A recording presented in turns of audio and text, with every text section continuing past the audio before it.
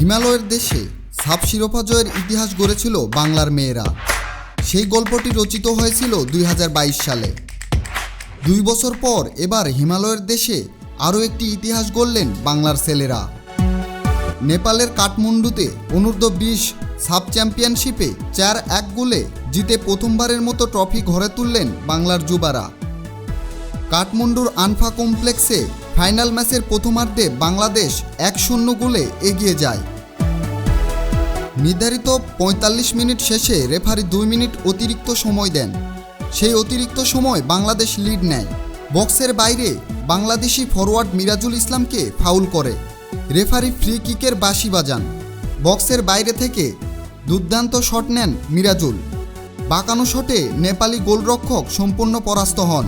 Side পোস্টে লেগে বল জালে জড়ায়। বাংলাদেশের গোলের সঙ্গে সঙ্গে আনফা কমপ্লেক্স গ্যালারি নীরব হয়ে যায়।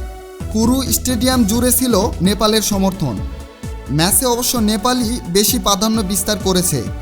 বল পজিশন ও আক্রমণে স্বাগতিকরাই এগিয়ে ছিল। গোলের সুযোগও মিস করেছে কয়েকটি। বাংলাদেশ কাউন্টার অ্যাটাকে বেশ কয়েকবার আক্রমণ করলেও সেই সুযোগ তৈরি করতে পারেননি। দ্বিতীয়ার্ধে মিরাজুল ও রাহুলের গোলে 70 মিনিটে বাংলাদেশ 3-0 গোলে এগিয়ে যায়। 80 মিনিটে নেপাল 1 গোল পরিশোধ করে। নির্ধারিত 90 মিনিটের খেলা শেষে রেফারি 10 মিনিট অতিরিক্ত সময় দেন। নেপাল এই সময় গোলের চেষ্টা করলে উল্টো আরও 1 গোল হজম করে। বাংলাদেশ 4-1 গোলে নেপালকে হারিয়ে চ্যাম্পিয়ন হন। রেফারির ম্যাচ শেষের বাঁশি বাজাতেই ভৌ দৌড়। ডাক আউট থেকে ফুটবলারদের সঙ্গে যোগ দিলেন সাপোর্ট স্টাফরাও।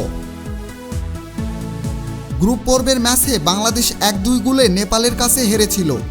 আজ ফাইনালে মধুর প্রতিশোধ নিল বাংলার যুবারা। প্রথমার্ধের লিড বাকি সময় বজায় রাখতে পেরেছিল বাংলার যুবারা এবং শেষ পর্যন্ত হাতে তুলে নিলেন শিরোপা। Zakir Hossain, team sports.